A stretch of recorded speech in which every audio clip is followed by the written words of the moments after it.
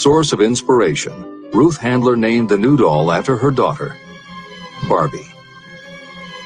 As obvious as it seems now, until Ruth Handler, no one had the imagination to make and market a doll that looked like a woman. And certainly no one had ever made endless collections of tiny women's fashions for a doll to wear. Previously, we mentioned Jeff Bezos creating Amazon by combining the idea of a bookstore with the internet, and Pierre Omidyar doing the same thing with auctions when he launched eBay. Mary Kay Ash took the idea of women running their own businesses and added the idea of door-to-door sales. Anita Roddick took the trend of all-natural ingredients, combined it with cosmetics, and created the body shop empire. Bernard Marcus and Arthur Blank took the concept of the supermarket, combined it with hardware, and created Home Depot. Thomas Stenberg and Leo Kahn did the same thing with office supplies and launched Staples. Once the connections are made, it may seem obvious, but making these supposedly obvious connections has brought success to many people. Napoleon Hill says imagination is like a muscle that can be strengthened through use. Just as there are specific exercises that will build and improve physical muscles, specific exercises have been developed to improve and build imagination. And it is commonly accepted that creativity developed in one area will affect your creativity in others. Dr. Edward de Bono, one of the most highly regarded experts in the field, has written more than 25 books, including the bestsellers Lateral Thinking and 6 Thinking Hats, that are literally designed to make you think. Dr. Betty Edwards' bestseller, Drawing on the Right Side of the Brain, uses drawing techniques to awaken creativity. Dr. Gabrielle Rico's bestseller, Writing the Natural Way, uses a technique called clustering as a way to break writer's block. And Tony Buzan uses a similar method for opening your mind that he terms mind mapping. In their bestseller, Super Learning, Sheila Ostrander and Lynn Schroeder show ways to use classical music. And Roger Von Eck suggests puzzles and riddles as stimuli in A Whack on the Side of the Head. This is the end of the editor's comments. Tapping into creative imagination. The earth on which you live, you yourself, and every other material thing are the result of evolutionary change, through which bits of matter have been organized and arranged in an orderly fashion. As far as science has been able to determine, the entire universe consists of but 2 things, matter and energy. Moreover, and this statement is of stupendous importance, this earth, every one of the billions of individual cells of your body, and every subatomic particle of matter began as an intangible form of energy.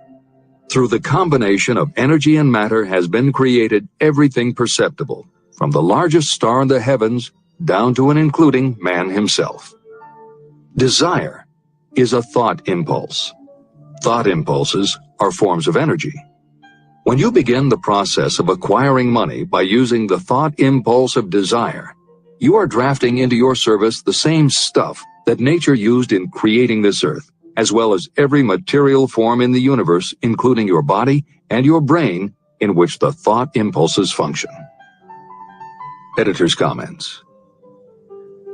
Although recent developments in physics, gauge theory, string theory, membrane theory, and others have advanced our understanding of matter and energy, Hill's preceding description remains in accord with modern science.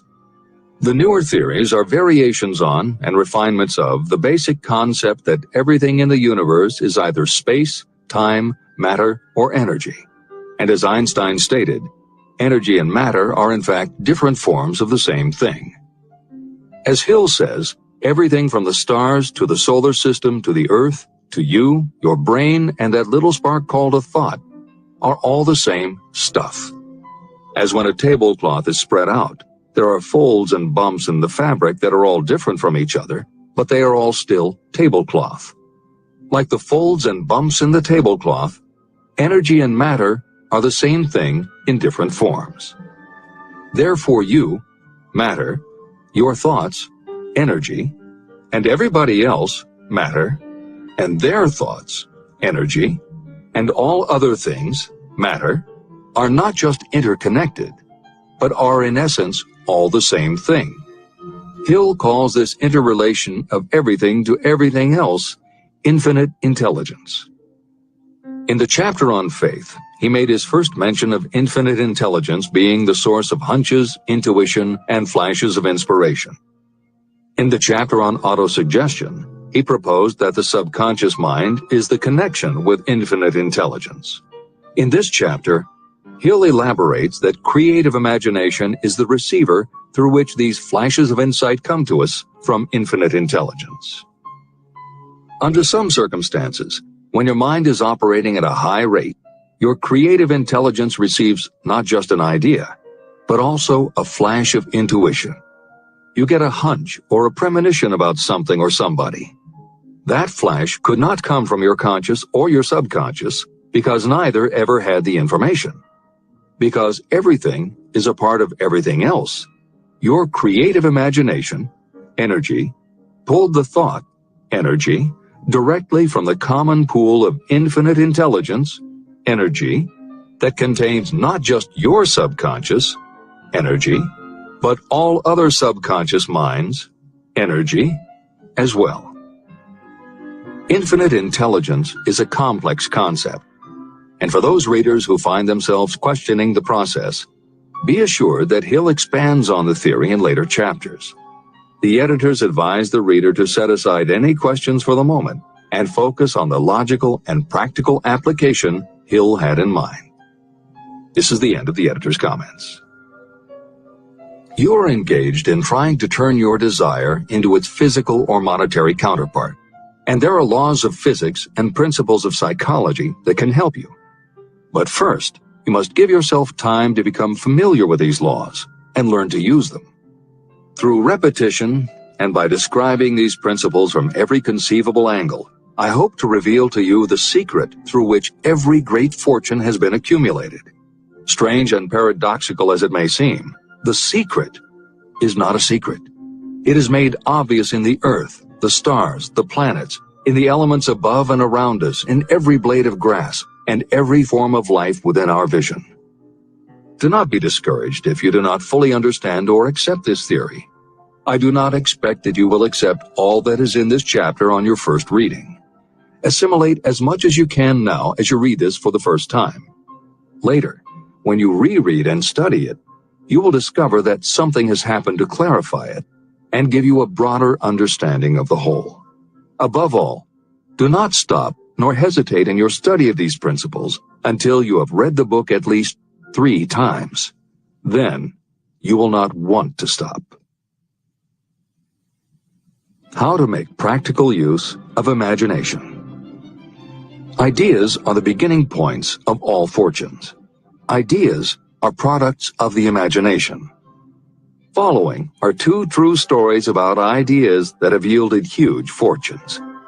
I hope that these stories will convey how important a role imagination can play in turning an idea into success, and that they will illustrate the method by which imagination may be used in accumulating riches.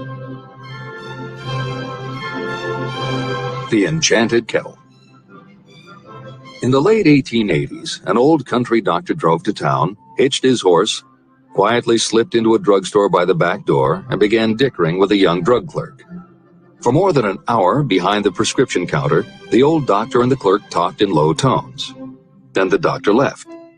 He went out to the buggy and brought back a large old-fashioned kettle, a big wooden paddle, used for stirring the contents of the kettle, and deposited them in the back of the store.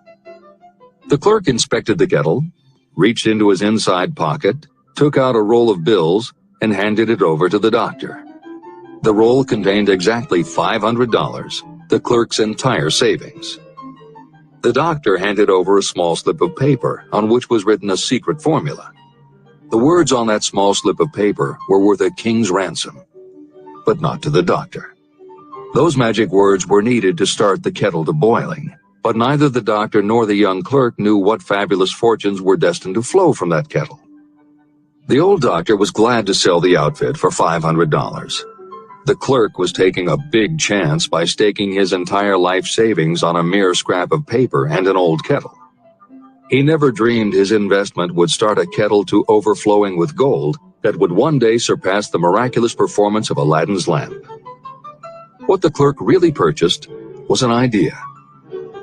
The old kettle and the wooden paddle and the secret message on a slip of paper were incidental. The miracle of that kettle only began to take place after the new owner mixed with the secret instructions an ingredient of which the doctor knew nothing.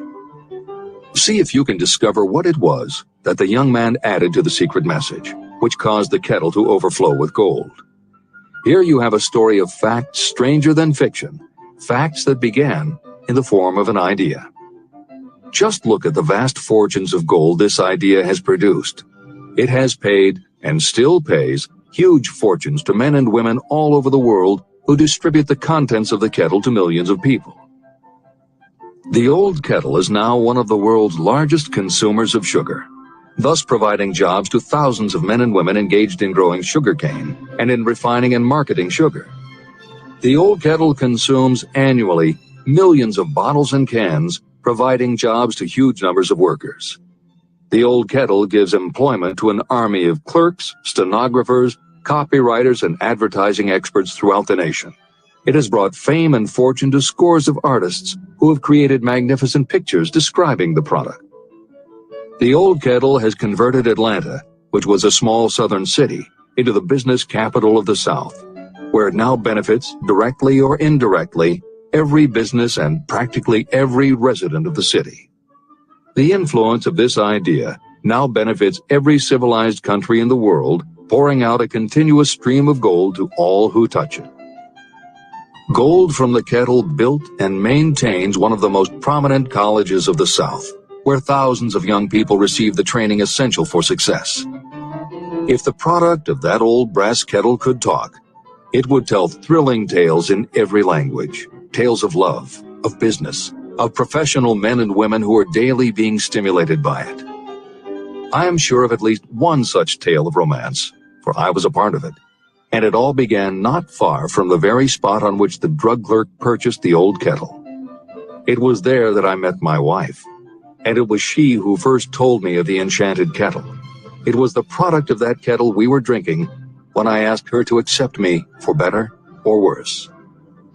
Whoever you are, wherever you may live, whatever your occupation, just remember every time you see the words Coca-Cola that its vast empire of wealth and influence grew out of a single idea. And that idea, the mysterious ingredient the drug clerk, Asa Candler, mixed with a secret formula, was imagination. Stop and think of that for a moment. Keep in mind that the steps to riches described in this book are the very same principles through which the influence of Coca-Cola has been extended to every city, town, village, and crossroads of the world. Now here's the most important thing to remember. The ideas you create may have the possibility of duplicating the enormous success of this worldwide thirst killer. Editor's comments. Harlan Sanders, too, had a recipe in a magic kettle. Actually, his kettle was a pressure cooker, but neither his cooker nor his recipe of 11 herbs and spices would be mentioned here if he didn't also have imagination. Harlan Sanders owned and operated a successful motel and cafe in Corbin, Kentucky. Then, when the new interstate highway came through, it bypassed Sanders' location. In a short time, his business went broke, leaving him with little more than his recipe for fried chicken and a way to make it quickly in a pressure cooker. At 62 years of age, the Colonel, as people called him, had to find a new way to make a living. That's when the magic ingredient, imagination, came in. He decided he wasn't going to sell fried chicken anymore. Instead, he would sell his method for making it. He packed his recipe and cooker into the back of his car and hit the road to demonstrate his fried chicken to other restaurant owners. In the first 2 years, he managed to sell 5 franchises. 2 years later, he'd sold 200. 4 years later, he was up to 600 locations when he was approached by an investment group to sell his company. Recognizing that the magic wasn't just in the kettle or the recipe, the new owners asked Colonel Sanders to stay on as spokesman for the company, which he did until his death in 1980. Today, there are almost 12,000 KFC locations in more than 80 countries with sales of nearly $10 billion a year. Debbie Fields was a 20-year-old housewife who loved to bake cookies. She had no formal education and no business experience, but she had a recipe and an imaginative idea that people would like to buy fresh, hot, soft cookies from a walk-up store. The business people and bankers she approached told her she was crazy, but she and her husband continued to pitch her idea to banker after banker until they finally wore one down enough to give Debbie Fields a loan to open a store in Palo Alto, California. By noon on her first day, she still hadn't sold a cookie, so she went out into the street and gave away samples. That did it. Her walk-in try-a-sample cookie store took off. Today, Mrs. Fields' stores are all across America. Harvard Business School uses her methods as a case study in efficiency, and Debbie Fields has become a best-selling author, an in-demand motivational speaker, and a television personality. Wally Famous Amos was a Los Angeles talent agent who copied a cookie recipe off the back of a bag of Nestle's chocolate chips. He made a few changes to personalize the recipe and started to give out his version of homemade cookies as a sort of calling card.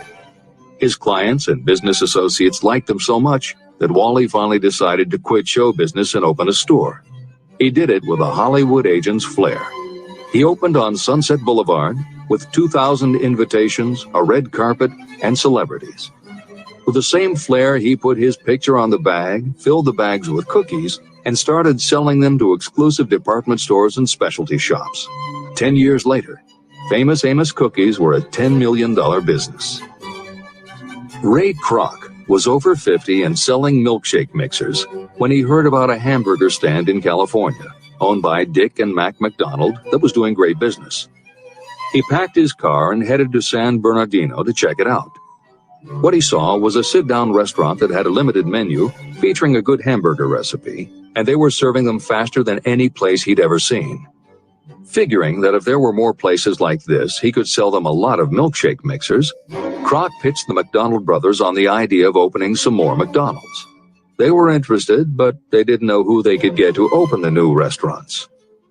This time, it was a recipe and a magic griddle, but it still needed the extra ingredient, imagination. On the spot, Ray Kroc offered to go into business with them and open the restaurants himself. According to the signs on the Golden Arches, Ray Kroc's imagination paid off in billions of hamburgers sold.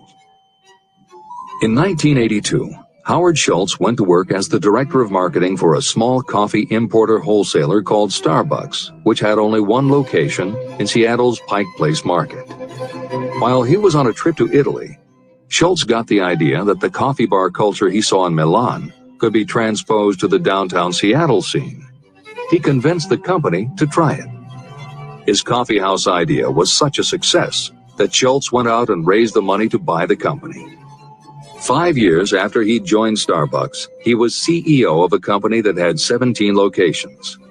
15 years later, Schultz's coffeehouse culture was on every corner of America, and there were more than 7,000 Starbucks worldwide. As a final example of imagination, we offer Paul Newman's salad dressing. Now, it would seem that it doesn't take much imagination for a big celebrity to put his name on a product, and that's what Newman thought too. But when he and his partner, A.E. Hotchner, pitched their salad dressing idea to companies that specialize in marketing foods, nobody was interested unless they would personally put up about $1 million for the first year's operations. According to Newman and Hotchner's book, Shameless Exploitation, they found out that almost all celebrity products in the food business have been disastrous failures, and now nobody would touch them. So when it came to marketing salad dressing, even Paul Newman's big name wasn't the magic they needed. And unless they were willing to put up a ridiculous amount, money wasn't the magic either. The magic would have to be in the imaginative way that they would convince the right people to help them, and in having the perseverance to stick with it until they succeeded. And just like most everyone with an idea, they were told they were crazy to try it. They were turned down by bottling companies that wouldn't do small runs, and they were rejected by distributors who wouldn't take a chance on another celebrity product. In the end, it was one supermarket owner, Stu Leonard, who helped hook them up with the right suppliers. But even that wouldn't have been enough if Stu Leonard hadn't had enough imagination to see the possibilities and agree to put Newman's own salad dressing on the shelves in his store. 15 years later, Newman's Own Brands was a $100 million company, which gives all profits to charity. This is the end of the editor's comments. What I would do if I had $1 million. The following story proves the truth of that old saying, where there's a will, there's a way. It was told to me by that beloved educator and clergyman, Frank W. Gonzalez, who began his preaching career in the Stockyards region of Chicago. While Dr. Gonzalez was going through college, he observed many defects in our educational system, defects that he believed he could correct if he were the head of a college. He made up his mind to organize a new college in which he could carry out his ideas without being handicapped by orthodox methods of education. He needed $1 million to put the project across. Where was he to lay his hands on so large a sum of money? That was the question that absorbed most of this ambitious young preacher's thought, but he couldn't seem to make any progress. Every night, he took that thought to bed with him. He got up with it in the morning. He took it with him everywhere he went. He turned it over and over in his mind until it became a consuming obsession with him. Being a philosopher as well as a preacher, Dr. Gonzalez recognized, as do all who succeed in life, that definiteness of purpose is the starting point from which one must begin. He recognized, too, that definiteness of purpose takes on life and power when backed by a burning desire to translate that purpose into its material equivalent. He knew all these great truths, yet he did not know where or how to lay his hands on $1 million. The normal thing would have been to give up and quit, saying, well, my idea is a good one, but I can't do anything with it because I can't raise the $1 million. That is exactly what the majority of people would have said, but it is not what Dr. Gonzalez said. What he said and what he did are so important that I will now introduce him and let him speak for himself. One Saturday afternoon, I sat in my room thinking of ways and means of raising the money to carry out my plans. For nearly 2 years I had been thinking, but I had done nothing but think. The time had come for action. I made up my mind, then and there, that I would get the necessary $1 million within a week. How? I was not concerned about that. The main thing of importance was the decision to get the money within a specified time. I want to tell you that the moment I reached a definite decision to get the money within a specified time, a strange feeling of assurance came over me, such as I had never before experienced. Something inside me seemed to say, "Why didn't you reach that decision a long time ago? The money was waiting for you all the time." I called the newspapers and announced I would preach a sermon the following morning entitled, "What I Would Do If I Had $1 Million." I went to work on the sermon immediately, but I must tell you frankly that the task was not difficult because I had been preparing that sermon for almost 2 years. Long before midnight, I had finished writing the sermon. I went to bed and slept with a feeling of confidence, for I could see myself already in possession of the $1 million. Next morning, I arose early, went into the bathroom, read the sermon, then knelt on my knees and asked that my sermon might come to the attention of someone who would supply the needed money. While I was praying, I again had that feeling of assurance that the money would be forthcoming. In my excitement, I walked out without my sermon and did not discover the oversight until I was in my pulpit and about ready to begin delivering it. It was too late to go back for my notes, and what a blessing that I couldn't go back. Instead, my own subconscious mind yielded the material I needed. When I arose to begin my sermon, I closed my eyes and spoke with all my heart and soul of my dreams. I not only talked to my audience, but I fancy I talked also to God. I told what I would do with $1 million if that amount were placed in my hands. I described the plan I had in mind for organizing a great educational institution, where young people would learn to do practical things and at the same time develop their minds. When I had finished and sat down, a man slowly arose from his seat about 3 rows from the rear and made his way toward the pulpit. I wondered what he was going to do. He came into the pulpit, extended his hand, and said, "Reverend, I liked your sermon. I believe you can do everything you said you would if you had $1 million. To prove that I believe in you and your sermon, if you will come to my office tomorrow morning, I will give you the $1 million. My name is Philip D. Armour." Young Gonzalez went to Mr. Armour's office, and the $1 million was presented to him. With that money, he founded the Armour Institute of Technology, now known as Illinois Institute of Technology. The $1 million that launched the Armour Institute came as the result of an idea. Behind the idea was a desire that young Gonzalez had been nursing in his mind for almost 2 years. Observe this important fact. He got the money within 36 hours after he reached a definite decision in his own mind to get it and decided upon a definite plan for getting it. There was nothing new or unique about young Gonzalez vaguely thinking about $1 million and weakly hoping for it. Others have had similar thoughts. But there was something very unique and different about the decision he reached on that memorable Saturday, when he put vagueness into the background and definitely said, "I will get that money within a week." The principle through which Dr. Gonzalez got his $1 million is still alive. It is available to you. This universal law is as workable today as it was when the young preacher made use of it so successfully. Editor's comments. The Armour Institute of Technology opened in 1893, offering courses in engineering, chemistry, architecture, and library science. And in 1940 became the Illinois Institute of Technology when the Armour Institute merged with the Lewis Institute, a Chicago college that had opened in 1895 and offered liberal arts as well as science and engineering courses. In 1949, the Institute of Design, founded in 1937, also merged with IIT, followed in 1969 by the Chicago-Kent College of Law and the Stewart School of Business, and in 1986 by the Midwest College of Engineering. Today, there are several campuses in downtown Chicago. IIT has been called the alma mater of accomplishments. This is the end of the editor's comment. How to transmute ideas into cash. Asa Candler and Dr. Frank Gonzalez had one characteristic in common. Both knew the astounding truth that ideas can be transmuted into cash through the power of definite purpose plus definite plans. If you are one of those who believe that hard work and honesty alone will bring riches, you can forget it. It is not true. Riches, when they come in huge quantities, are never the result of hard work alone. Riches come, if they come at all, in response to definite demands based upon the application of definite principles, and not by chance or luck. Generally speaking, an idea is a thought that prompts you to action because it appeals to your imagination. All master salespeople know that ideas can be sold where merchandise cannot.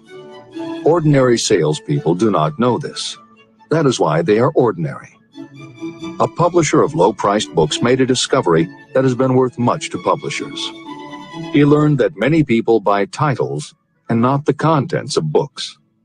By merely changing the name of one book that was not moving, his sales of that book jumped upward more than 1 million copies. The inside of the book was not changed in any way.